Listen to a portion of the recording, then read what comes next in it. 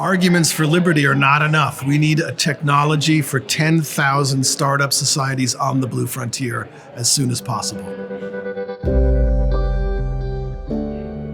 I'm Joe Quirk. I'm president of the Seasteading Institute, and I'm here to explain to people why seasteading is a technology to radically proliferate free private cities all over 2/3 of the Earth's surface. Seasteading is homesteading the high seas. The technology for floating startup governments is at hand, and we're eager to make it happen as soon as possible. I came here from the opposite of a floating city, which is San Francisco, California. A lot of people are not satisfied with the way it's governed, but imagine if we could break San Francisco up into lots of little pieces and people could move about and choose the neighbors they wanted. We'd have variation by governance providers and selection by citizens. Variation and selection is the secret recipe for progress. So seasteads are a technology to unleash evolution in governance for the first time in history.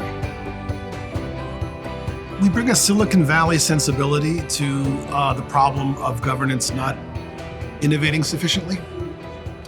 And I think the best way we can improve things is by starting new things, letting lots of people try lots of ideas, allowing them to compete voluntarily, and then the best ideas float to the top. So we'll discover the best solutions for how to live together instead of arguing with each other. The Liberty in Our Lifetime conference is the best conference I've ever been to, and I go to a lot of them because it's the most concentrated, high caliber, competent people who can make it happen. And I'm very earnest to persuade them that seasteading is the path forward, that we need to stop negotiating with governments and start negotiating with flagging registries to render seasteads legal over 2/3 of the Earth's surface. And as soon as we close a deal like that, 2/3 of the Earth's surface is a blue frontier where we can have startup societies. Yes, liberty in our lifetime has already occurred. It's on the sea.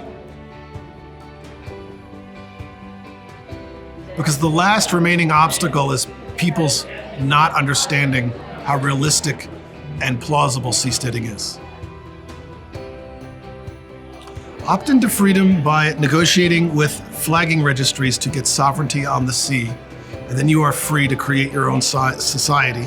And if seasteaders get their way, you'll be able to make as many as you want, and then you succeed or fail on your terms.